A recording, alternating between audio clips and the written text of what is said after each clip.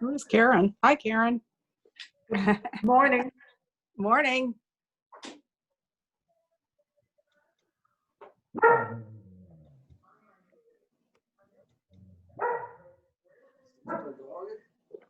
Fritz. Can you hear Fritzy? Yes. I guess I'll mute it when we. Yeah. I unmuted myself. I'll mute me. Well, I don't care. No, you got to be able to hear.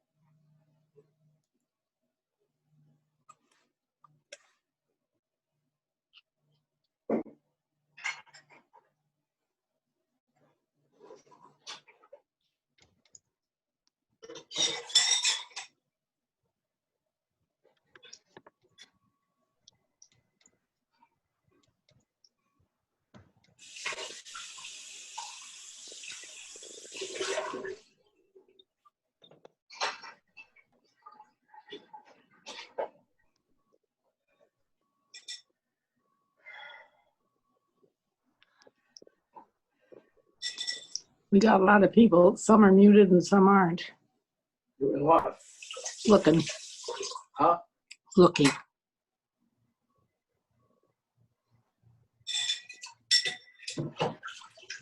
Patty's here. Welcome all to the Resident Association meeting. Ooh, getting a little feedback. There's no sound.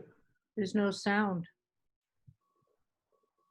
You can't hear me, Kay? Can anyone else hear me? I can hear you. Right. Yes. Okay, so Kay, it's something with your internet maybe, or you have your volume down. So once we get Diane up here, I'll just make sure you are on mute because we can hear any ruffling of papers or moving of chairs. It's very sensitive. But welcome to the Resident Association meeting, and it's great we have Diane here, back recovering very well, and a list of speakers you all know pretty good. So I'll leave it to Diane.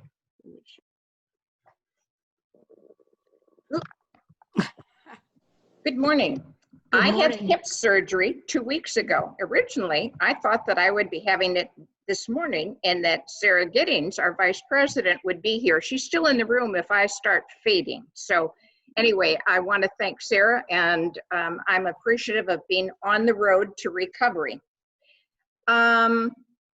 Let's begin with a moment of silence, please.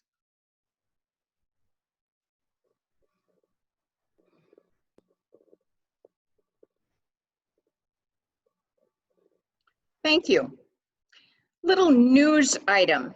Those of us who live in the South apartment building were woken up in the middle of the night with our very loud sound system, siren warning system. And so I was lying there in bed, woke up and thought, okay, well, we're just supposed to wait unless we hear from people. Well, pretty soon the Borden people were coming in to see if we were okay. And I thought, oh, well, maybe our next procedure and our safety precaution is that we need to come up here to Kendall Hall. They said, no, no, no, just wait. And then more time went by, and pretty soon some great big firemen came into my apartment, and they pointed to this smoke detector, which was the cause of it all. So I want to apologize to all of you for the disruption in our sleep last night. I also want to commend the staff for the fantastic way that they handled all of the safety precautions that they should. And the alarm system works very well. Thank you. Now, on to our reports. We're going to begin with the administration reports first. Jan will come up, then marketing, and then Herbie with maintenance will come up. So I'm just going to let them keep coming up sequentially and give you a lot of information today. Thanks.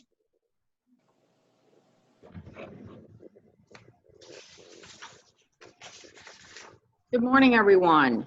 Good morning. Thank you for joining us for another Zoom. Before I get started with my report, I do want to introduce you to Kelly Helmenthaler, our interim resident clinic nurse / Webster RN clinical supervisor. And Kelly is going to introduce herself and tell you a little bit about what she's doing. So Kelly?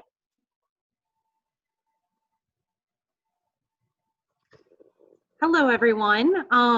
Wanted to have the opportunity to show you my face, put a face with the name, tell you a little bit about myself. You've probably seen in the connections. So on a personal level, I'm married to my husband, RJ, for 10 years. We have one little girl, Addison, a dog and 3 cats. In our free time, we spend time together. We like water. We like the beach. We like the pool. We like kayaking. On a more professional level, I graduated from Jefferson College of Health Sciences in 2009 with my Bachelor's of Science in Nursing degree. I knew I wanted to be a nurse from the time I was in middle school. So I proceeded with that. After I graduated from nursing school, I went to work at Crilley-Roanoke Memorial Hospital. I worked there for about 6 years on a medical surgical unit, more surgical than medical. I did day shift for a couple of years, changed to night shift, did a lot of preceptorship, and just really grew and learned nursing there. After having my daughter, I decided I wanted to do something a little closer to home and some day shift. So this opportunity came for me to come work in Borden. I worked there for 2 years as a floor nurse, providing direct patient care. I was then offered the nursing supervisor position. I did that for about 3 years, and during that time, I was given the opportunity to meet a lot of the independent living residents. I helped in Webster just on an as-needed basis, but primarily in Borden. And then this opportunity became available, which I think was a great opportunity for me. It allows me to broaden my perspective of the CCRC community, learn more about independent living, learn more about assisted living. So that's where I am. I plan to be able to help you guys in any way you need me. Right now, the best form of contact for me is email. I respond to that multiple times a day. My desk number is 464-2610. I do check my voicemail, but if during the day you need to get a hold to me quicker, you can contact Karen Miller at the front desk, and she has my cell phone number and can get a hold to me. So I'm happy to meet you all, work with you, and please let me know if you need anything. Thank you.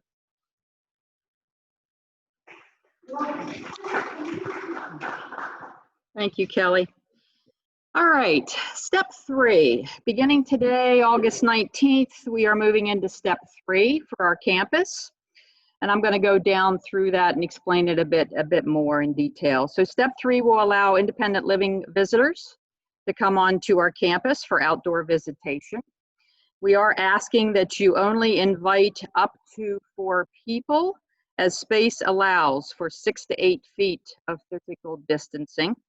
So if you have a patio and 4 or 5 people will not fit on that patio with 6 to 8 feet, then you'll have to take it down a notch. We just need to make sure that we are having that 6 to 8 feet of physical distancing. They will be required to screen at the front station, having their temperatures taken and filling out our questionnaire. We will be asking them to wear masks during their visits, and that will be up to you to enforce. Masks are still a critical prevention tool in curbing the spread of COVID, as we well know. The students for both VMI and WNL will be returning over the next few weeks, and that does increase the risk of COVID for us. We are going to continue to post our sign at the front entrance discouraging visitation on our campus. Opening our campus to outside visitation does increase everyone's risk, so please make sure that you are adhering to the basic practices of wearing masks, washing hands, appropriate physical distancing, and make smart decisions. Other changes that are included in step 3 include a more liberal travel policy for our independent living residents. We have referred you to 2 websites, the Johns Hopkins website and the New York Times website for tracking hotspots across the states. We will ask you to quarantine for a period of 10 days upon your return if you travel to a hotspot or if you are traveling by public transportation. We do want you to continue to notify us, Karen or Sybil, if you are traveling outside of Rockbridge County. If you have any concerns, we can help you determine where those hotspots are and keep you safe. And that's our goal, is to keep everyone safe. We opened the Borden and Webster Centers on August 10th for immediate family members to visit outside with the residents. The first week went extremely well. We had lots of big smiles and a few happy tears as well, but staff are so excited to open the doors and really be a part of those visitations and to see family members again. As you know, cases continue to rise in Rockbridge County. We need to remain diligent in all areas of prevention in order to keep us all safe and healthy. And I am going to continue to say that your decisions affect many lives other than your own. So be thoughtful of others. Casey Keefe, I want to let you know that our Health Service Administrator stint was short-lived, unfortunately, due to personal reasons. Casey Keefe has resigned as the HSA for Borden and Webster. He stated that due to COVID, he did not feel that this was the right time to move his family from the Northeast to Virginia. Karen Jackson does hold a nursing home administrator's license, and she has agreed to be our interim administrator. And we are so appreciative of her willingness to do so. We are continuing our search for the next Health Service Administrator, and we ask for your patience and support during this time. A little about update on IT, information technology. The lightning strike really hit us quite hard. We had to replace numerous switches, some phones, a couple of laptops, and some other back of the house items that only IT understands. So I will not go into that detail because I can't even tell you what it is. But trust me, Greg and Josh are working hard to get the Wi-Fi issues rectified, to address resident IT concerns, and really assessing the current IT equipment to see if we have what we need to take us into the future. As you can imagine, IT is a big part of our strategic plan, so it is critical that we really do understand what we have and where we need to go with IT. Construction, we have had conversations with the management teams from both the contractor and the architect concerning the completion of the project. We have been pushing extremely hard. We have been given a proposed calendar for completion, and they have the end of December as our target date to occupy and get them out of here.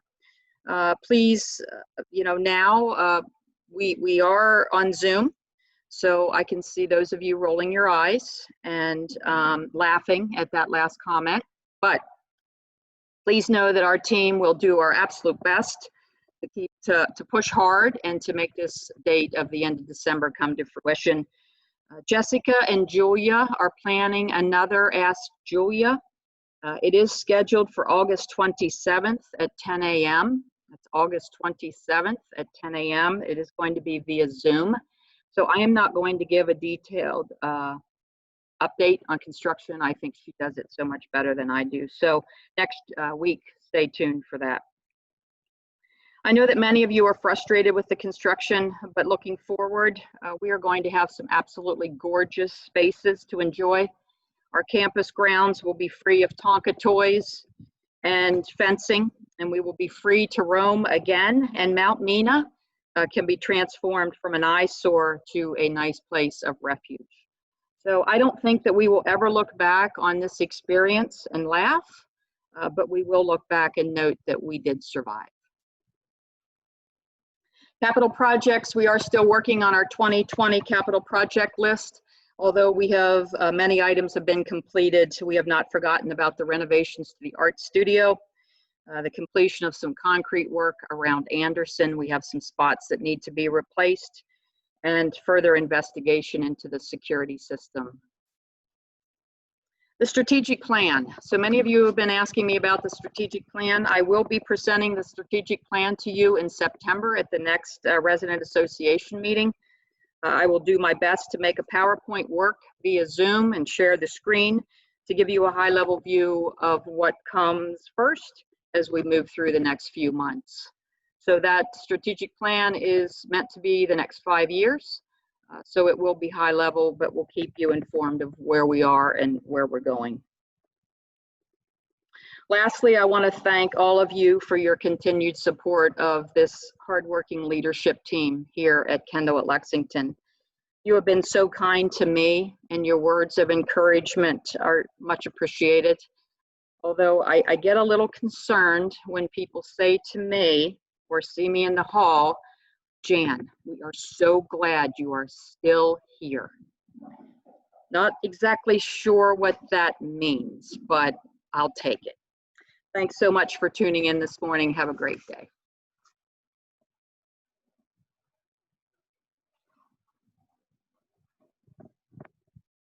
Good morning. Hello all. I'll invite Katie to come in if she can. So thank you all again for being the wonderful residents you are.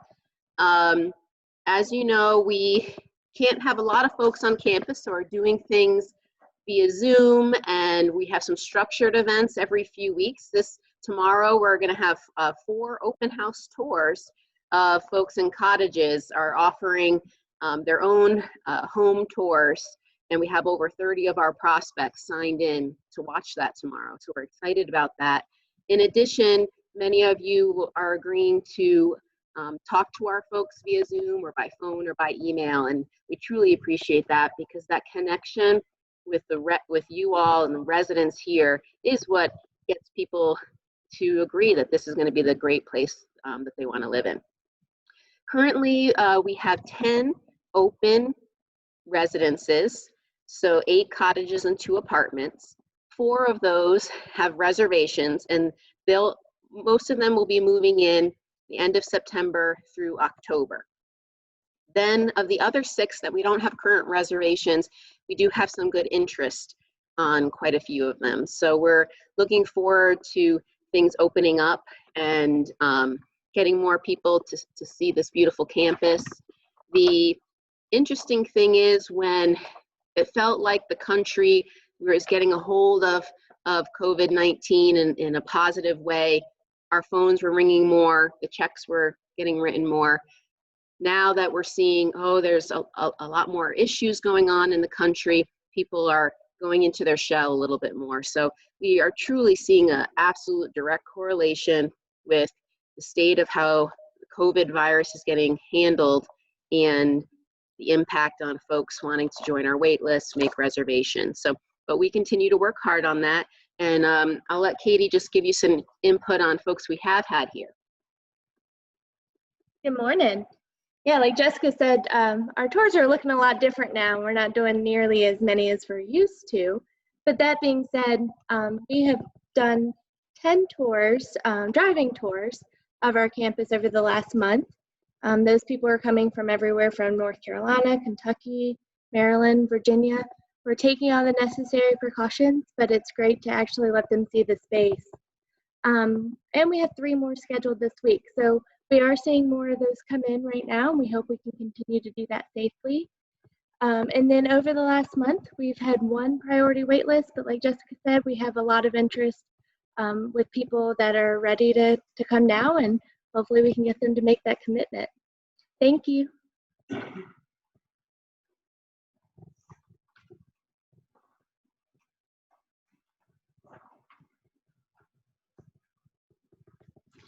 All right, good morning, everyone. I just wanted to take this opportunity and just thank everybody for their patience with the staffing.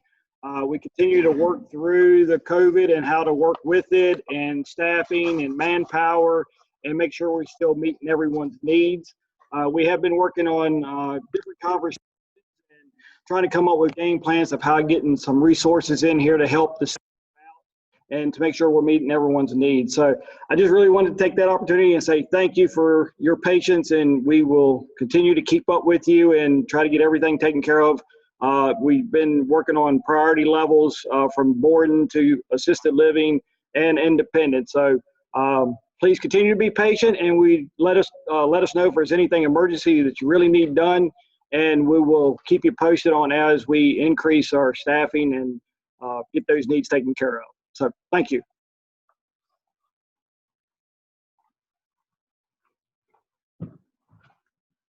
Good, I get to take this down.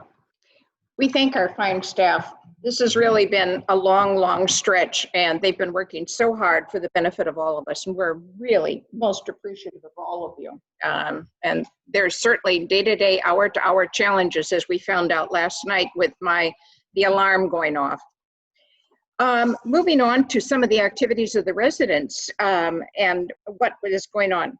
But first, let me give congratulations to Cleve and Ray Hickman for arriving today at their 70th wedding anniversary. Not too many couples, especially these days, make it to that big milestone. So congratulations to both of them.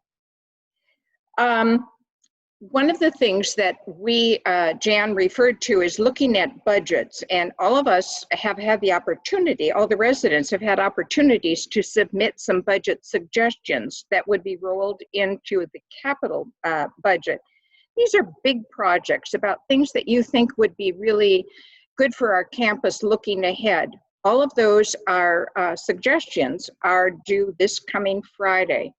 And I must say that over these few weeks that we've had these forums, different ideas have come up and it really made me think a little bit more about where we go with it. As we've had Katie come up this year, there's some pieces of hardware, like maybe getting a kiosk in the front lobby that might be beneficial for us to have here. This is one of the things to think about as we keep evolving over time, and what can we do to help keep on making some progress. So think of some really good, thoughtful things. There already, as Jan mentioned, are some capital budget items that are going to be taken care of this year and next year. And also because of COVID, we don't know how many of these bigger ticket items we'll be able to do, but it's all part of a process. And I'm appreciative that residents get to have their input into that process. We're still continuing to look for getting outdoor furniture, for making outdoor spaces more available for people. I keep plugging for that deck to get done. It looks tempting to go out there, but we still cannot. So I'm hoping that that will be completed soon, because the weather is going to turn a little bit cooler. And I think all of us would welcome more safe places to go for chances to socialize. So let's hope that that gets done very soon. I also wanted to thank Jessica and Judy for the alternative for the 20th birthday party anniversary that we planned at the end of July, which wasn't able to happen. But we had those nice cookies and the nice sticker on the cookies to note the occasion about that. For Katie, I'm very appreciative of the fact that all the committees seem to be up and running again, and I think that we all welcome that, along with the fitness activities. It makes our life seem a little bit more back to normal. When you have your meetings, it's been a real asset for us to be able to post the minutes or notes, whatever it is that your committee submits, and those can go up on Katie, and people can look at those on Katie web. So please send those on, I believe, to John South, so that those can get posted up on Katie. If you still need help getting up on Katie, do contact John South, and he will help you get up on it so that you too can access it when you want to at different times. And with that, I'm going to ask two of our committee conveners to come up. First of all, we're going to have Paul Cormier talk about a couple different items, and after that, Joe Scovira is going to talk on behalf of the dining committee.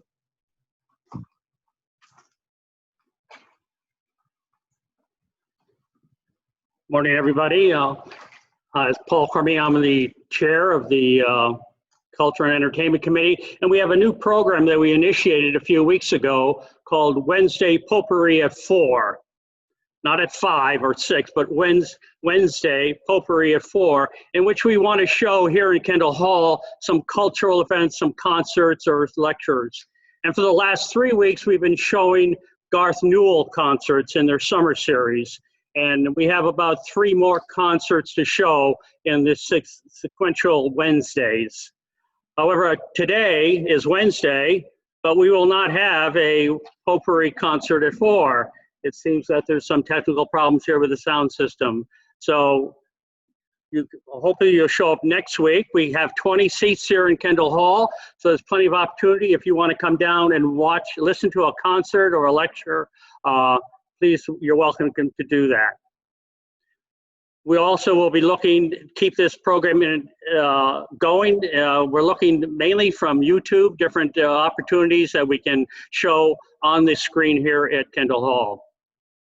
The other project that CNE is involved in is the memoir project. That's a joint project with the VMI and Kendall, and we've done that 2 years in the past, in which participants from VMI cadets and also from our residents here get together and write about a memoir that they've been of their life, some significant event or experience. But I'm going to ask John South, who has already done it twice, to talk about it, and hopefully we can elicit a few more people who are willing to participate in this project. We're looking for a few more volunteers to sign up for this project this year, which will begin around September 27th. So please listen to John. Thank you, Paul. I'm John South. As he said, this will be my 3rd time doing the Memoirs Project, and I wanted briefly to tell you why I'm doing it for a 3rd time. To start with, my top 3 things about the Memoir Project. Number 1 is the chance to interface and communicate with the cadets. Meeting the young people and seeing all the ideas and the brightness that they have makes me have hope for the future for our country and for our society. Second reason is that I've learned a lot in the previous 2 sessions. My initial idea was I wanted to document for my grandchildren things that might answer the questions they have that I never got a chance to ask my grandfather. I had the chance, I never did it. So I wanted to write something up. But I wanted it to be something that they would actually read, not necessarily just, oh, Granddad did this thing. And so I've learned a few things by talking with the cadets and with the professor there that I've tried, and to make the stories that I have to tell a little more interesting for my grandkids. So it's a good learning opportunity. And a third and equally important reason for me is that it's a motivator for me. It served for me as a kick in the pants to get things done. When you have a deadline, you're going to have something to do, and somebody else is going to look at it, you're more likely to take it off the shelf and work on it. And that was worked very well for me. So I'm an enthusiastic supporter. I have gotten a great deal out of it myself. I encourage you to give it a try. And I would also encourage you, if you're interested to know more about it, out here in the lobby of Anderson Library is the 2018 version. This is the 2019 version, the anthology. All of the write-ups that were done by all of the people that participated, both Kendall people, cadets, and they had a 6th grade class at one of the local grammar school, middle schools. Their stories are all in there, and that'll give you a sense of some of the output. But to me, the more important one is the things that I've done for my kids. And a snapshot of that you can get in the upcoming edition of Connections, the September edition. I've written a story using some of the skills about an event in my life that I think was enhanced by my experience in the Memoirs Project. Thank you.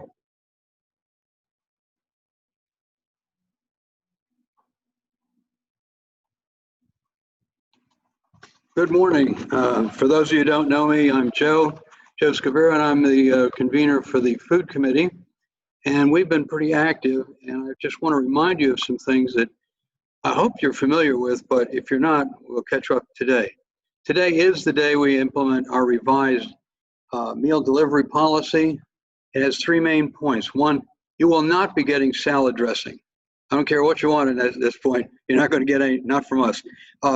Hopefully you will go to Kroger's, Walmart, or the Kendall grocery list and order your salad dressing. Fresh fruit will not be delivered with the meal today at 11:30 or 12 o'clock.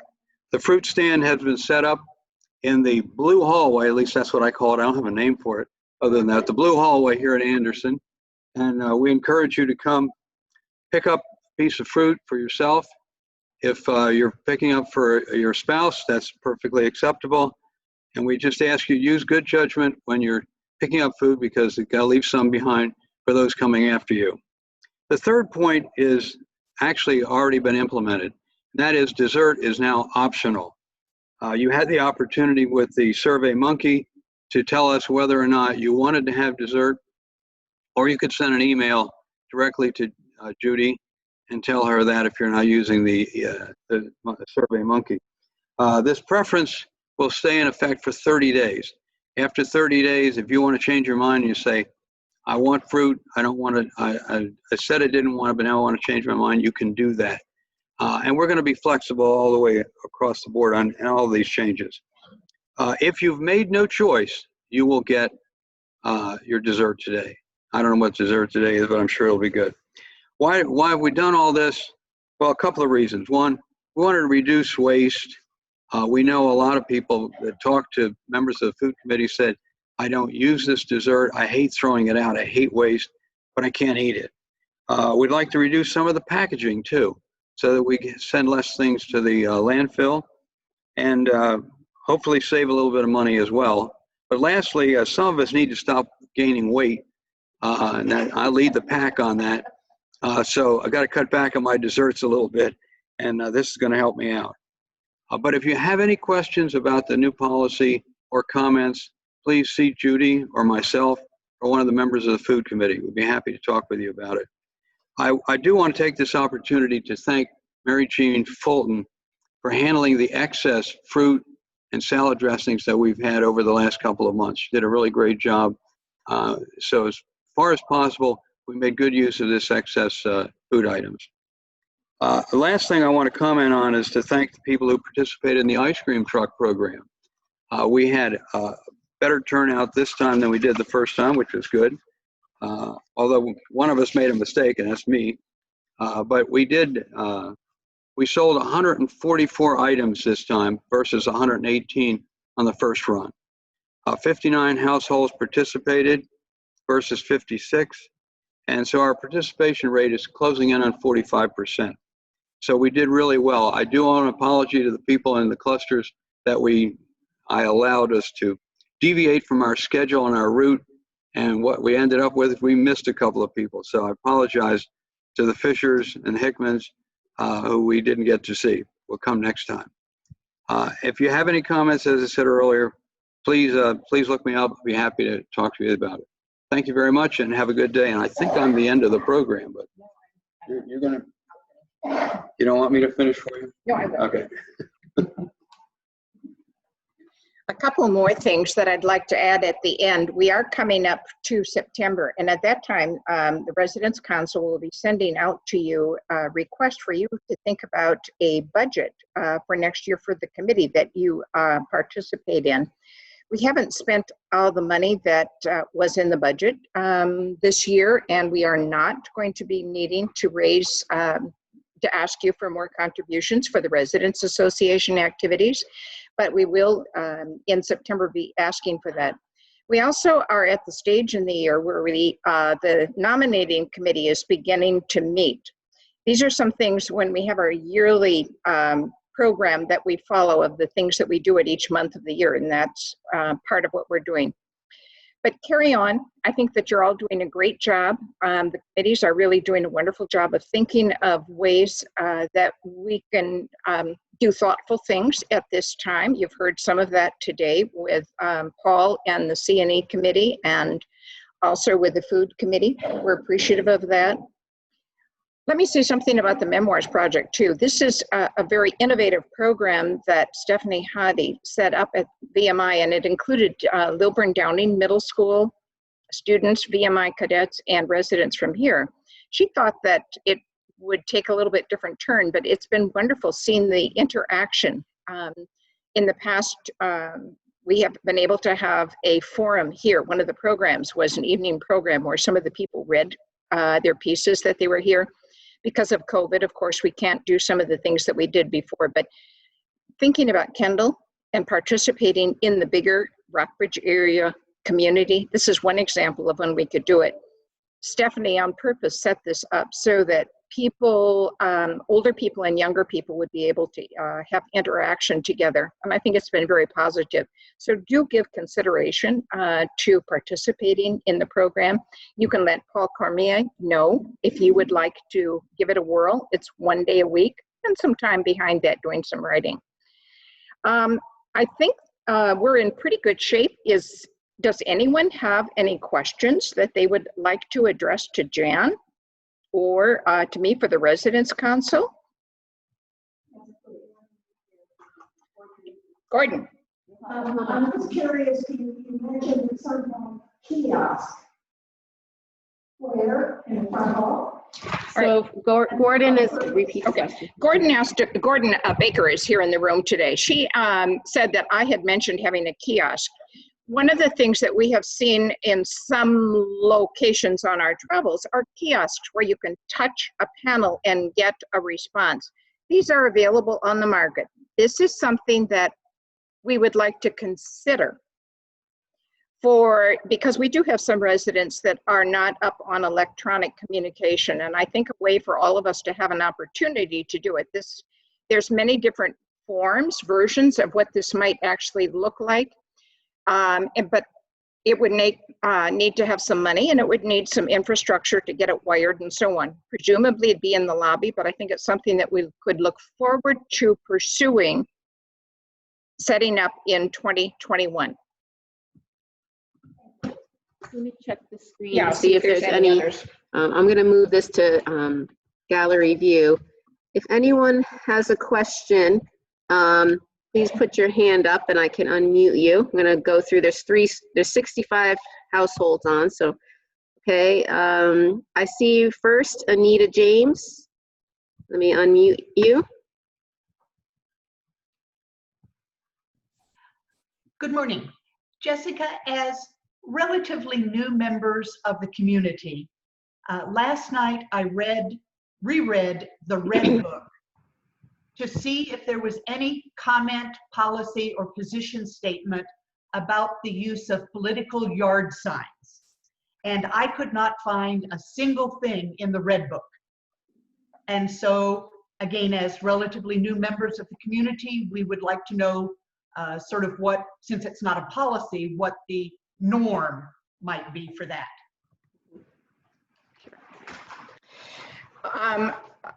I've looked at the Red Book. I thought I saw something in there, but we really do work here on the campus to stay, is it apolitical?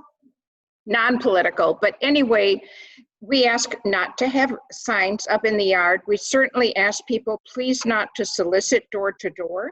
Mm-hmm. This is part of living in a community.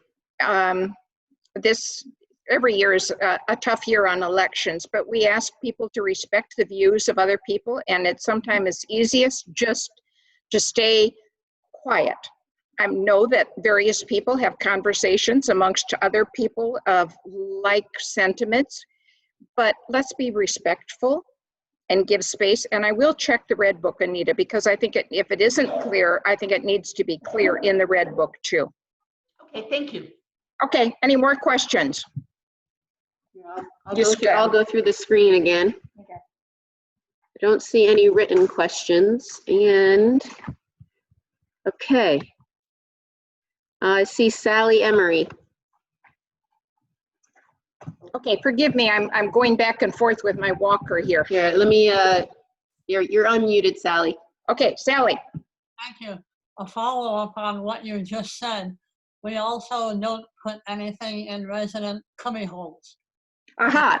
It has to do with political or religious things, unless we know that they're desired by the recipient. We don't stuff all boxes with things. Thank you for adding that, Sally. That is absolutely correct. Now, as you said that, I thought of something else, but it slipped my mind. Any other comments? Joanne Wilson has her hand up. Oh, thank you. I just saw Joanne as well. And then Diane is going to repeat what Sally just said. Yeah, I heard what Sally said on the screen. Sally asked about campaign literature in our cubbyholes, in the in-house cubbyholes. Please don't put that into anyone's box unless they asked for it specifically. Again, that's a courtesy. Joanne, what's your question? Oh, you're still muted. Ooh, hold on, Joanne. You have to unmute. Unmute.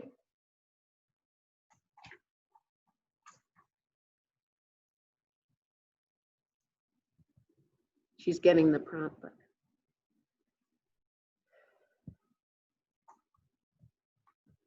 Do you see your mute button? It should be at the bottom of your screen. It's a little microphone and it says mute or unmute.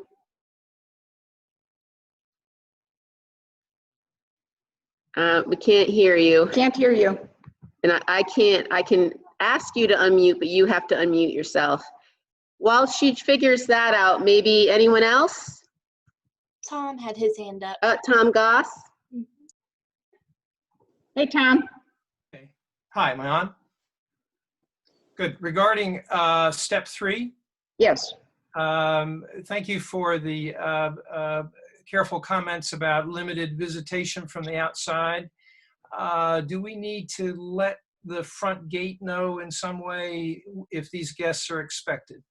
I'm going to let Jan answer that. The question was, do outside visitors need to let people know so that the front gate knows to expect them? If you would like to do that, that's fine. Unfortunately, the only mode of communication we have with the front gate is personal cell phones, and we do not feel comfortable giving that information out. If you want to let Herbie know or someone else know, then we can let them know. We did not really mandate that as part of the step 3 because it's just too difficult for staff. I mean, we were bombarded yesterday. The word must have gotten out to residents that we were going to open the campus, and we were just bombarded, and staff just does not have the time. We're really going to have to rely on all of you. We're all adults, and we all know we need to be safe. Just let your folks know that they will need to stop at the front gate and get a screened sticker, and that way we know if we ever see them. And they should be going to just your visitation spot. So, you know, that's the best we could do with the number of people we do believe will be coming on the campus. I hope I answered your question, Tom.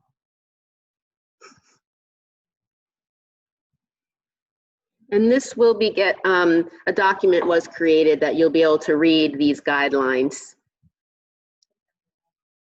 Joanne is unmuted. There we go. Hi, Joanne. Thank you, Hardin. Actually, my question was answered about did we have to let the gate know? Mm-hmm. The other thing is this effective immediately? It's effective today, yes. Okay, thank you. Okay, I don't see any last hands. Anyone see anyone? Oh, I see Robin Potter. You need to unmute, Robin. Yeah. There you go. And your question, Robin? Can't hear you. Unmute. She was unmuted for a minute. Let me try it again. Yep, you got ya. Okay, we got you.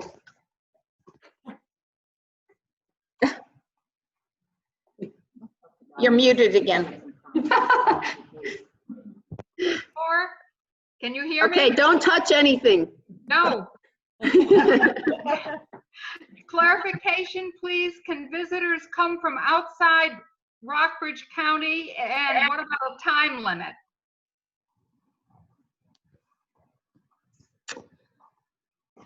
We are asking that folks do not come from hotspots. And yes, we are allowing people to come from outside of Rockbridge County. I'm not sure what you mean by, I mean, visitation can be, we don't want anyone overnight, but folks can visit outside unless you're going to let them sleep on your porch. Thank you.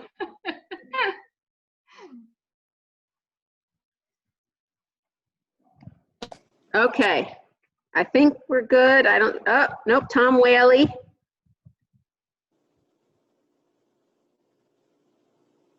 Yes, can you hear me now? Yes. Probably an unpopular question. I don't intend it that way, but I'm curious as to what circumstances would trigger these changes in policy.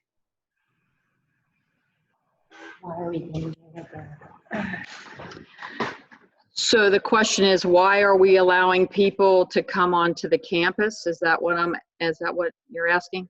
Yeah, why now and not a month ago or 2 months ago? Has something changed that would cause us to allow that? Sure.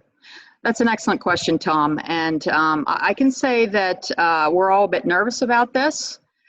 The committee has been discussing this for the past probably 3 committee meetings, so which has probably been over the last month and a half. They did not feel comfortable, or we did not feel comfortable, because I'm part of that committee, to allow that to happen last in step 2. We did open Borden and Webster because we felt that those visits were very controlled, and we needed to allow visitation because of the amount of depression that was happening, and we were really realizing that we needed to allow some contact. So I would say that it's probably for the same reason, Tom, that we are allowing this to happen. We do realize that folks are struggling. Some folks are not. Some folks have told me they do not want their families visiting, and they are going to tell them that, and that's fine. That is between you and your family. We want to open up the opportunity because we don't know when we'll have to close down again. And there is a strong possibility that we will be closing our campus to outside visitors again. It really depends on the fall and what that looks like, where we are with the vaccine, and how much longer this is going to go on. So we figured we would take advantage of the window. If we do get a COVID case on the campus, more than likely we will be shutting it back down. Does that answer your question, Tom? Yes, thank you. You're welcome. Okay. Anyone else?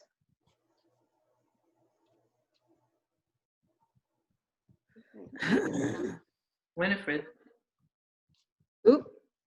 I don't see. Is that it? Anyone see anyone's hand up? Okay. I think that's it. So I'll just. Winifred Hart. Oh, Winifred. Okay. I see. Thank you. Katie's on another computer helping me monitor all this too. Winifred. You need to unmute Winifred with that in the lower left-hand corner.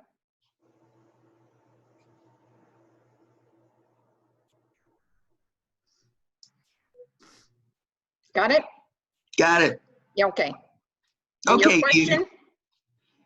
No, I want to support Paul's plea for entrance to the memoir project. It's outreach. We like to outreach. It is fun, and it's good for us because not only is the old brain going, but it is good for us to associate with the young. I've read it in many places. The old folks should get together and have a new viewpoint. And please consult people who have been there and have done it, and you will find the names listed in 2 copies of Voices of Rockbridge, which is available in the library. And please help Stephanie out because it really is a good idea. Thank you. Thanks, Winifred. I see some of the past participants up on the screen, and I'm sure that they would be happy to attest to the fact that it was fun. And kind of gave a little prompt too. Jessica's going to check one more time for any comments, and then we'll close the meeting. And I think it'll be interesting because I don't think many of us knew that the words "you're on mute" was going to be something we heard almost every day of our life. You know, hello, how are you? You are on mute. Okay, I think we're good. And oh, Sally has one. Again, you're already unmuted. And that's, oh, sorry, can you hear me? Talk a little louder. Okay, so let me get closer to the screen. When you, mine says it's muted, are you hearing me? We are hearing you, yes. Because when you do it from there, we don't need to do it from here. And I think that was part of the problem earlier. You were doing it and then asking people to do it on their own screen. And that was remuting them. Anyway, I'm just passing that on for you to look at before the next meeting. In terms of this muting business. Just FYI. All right, well, goodbye everyone. This has been recorded, so will be available on Katie Web soon. Great. And it'll be shown tomorrow in Kendall Hall for those of you that know folks that didn't tune in today, let them know. It's notices in their box. Assuming all right. Video. Thank you all.